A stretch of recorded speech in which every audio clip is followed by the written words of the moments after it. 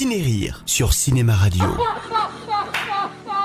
Ciné-Rire. Fernand, la foire battra pas son plein avant dimanche. Si vous pouviez quand même être là. Je t'ai déjà dit que j'en avais pour 48 heures maximum. Et puis enfin, bon Dieu quoi, vous avez quand même pas besoin de moi pour aligner 10 tracteurs dans un stand, non? Hein? Pensez plutôt qu'elle tombe pas en panne comme la dernière fois. Qu'est-ce qui a été en panne? La dépanneuse. Oh, monsieur Fernand.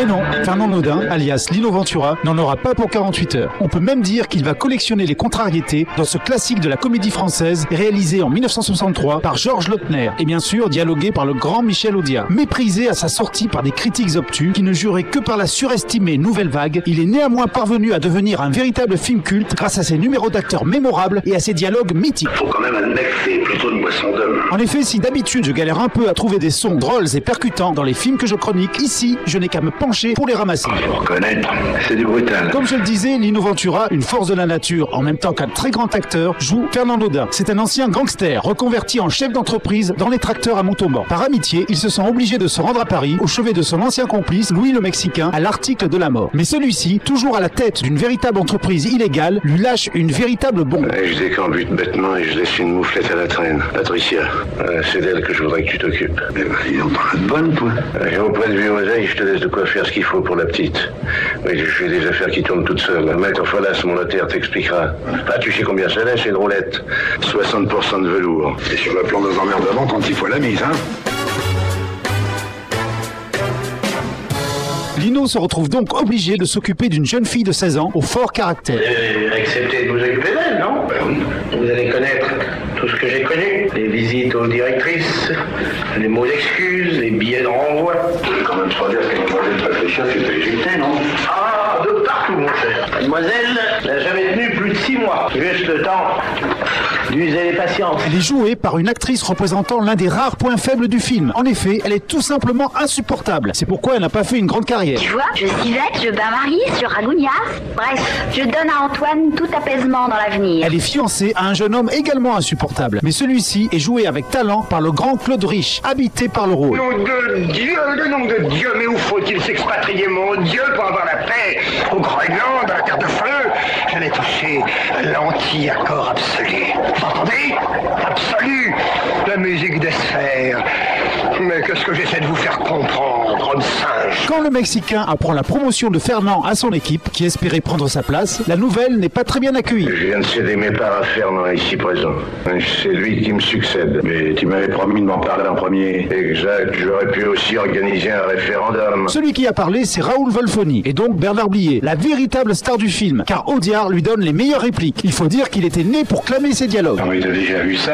En pleine paix. Il chante et puis il craque un bourre-pif. Mais il est complètement fou, ce mec. Mais moi, les dingues, je les soigne. On va lui faire une ordonnance et une sévère. Je vais lui montrer qui c'est Raoul. Aux 4 coins de Paris qu'on va le retrouver éparpillé par petits bouts façon puzzle. Moi, quand on m'en fait trop, je correctionne plus. Je dynamite, je disperse, je ventile. Donc, en plus de s'occuper de la fille, Ventura doit mener une guerre des gangs contre Blier, à coups de bombes, de fusillades et surtout de bourre-pif. Happy birthday to you. Happy birthday to you. Happy birthday to you. Happy birthday.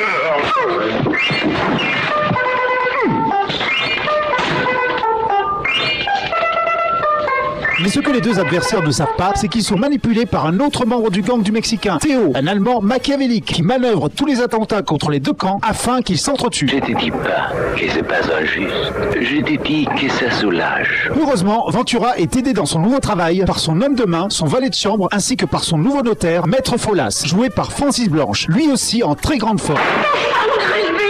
La meilleure scène du film est sans aucun doute celle où Ventura et Blier se réconcilient dans une cuisine autour d'une bouteille d'alcool très particulière. Tiens, vous avez sorti le vitriol? Pourquoi vous dites ça? Pour parler honnête. Vous êtes franchement malhonnête. Au premier abord, comme ça, il a l'air assez curieux. Il date du Mexicain, du temps des grandes heures. Seulement on a dû arrêter la fabrication, il y a des clients qui devenaient aveugles. Alors ça faisait des histoires. On entend bien dans cet extrait que les dialogues sont le point fort du film, même s'il ne serait rien sans les acteurs. Piètre scénariste et encore pire en tant que réalisateur, Audiard est ici touché par la grâce. Quand le lion est mort, les chacals se disputent l'Empire. C'est le cas également de Lautner, cinéaste d'habitude plutôt moyen. Il filme cette parodie délirante de films de gangsters avec une virtuosité et un dynamisme assez rares dans le cinéma comique français. Et on peut seulement reprocher un scénario présentant quelques incohérences. Toi, Raoul Wolfoni, on peut dire que tu en es un. En quoi? Un vrai chef. Succès à sa sortie, le film devint au fil des années, et grâce à de nombreuses rediffusions télévisuelles, un véritable film culte. En effet, le côté parodique des situations, allié à des dialogues à la fois drôles et poétiques, plaise toujours autant à la nouvelle génération, biberonnée aux films de Tarantino et y voyant une certaine filiation avec les tontons flingueurs. Voilà, je vous donne rendez-vous très bientôt pour une nouvelle chronique, et surtout, n'oubliez jamais de rire parce que personne ne le fera à votre place. Mais dis donc, on est quand même pas venu pour beurrer des sandwichs. Ciné-Rire. Je ne crois pas qu'un Américain trouverait ça amusant. Ciné-Rire. En vidéo sur YouTube en rejoignant la chaîne Cinéma Radio. S'il vous plaît, regarde.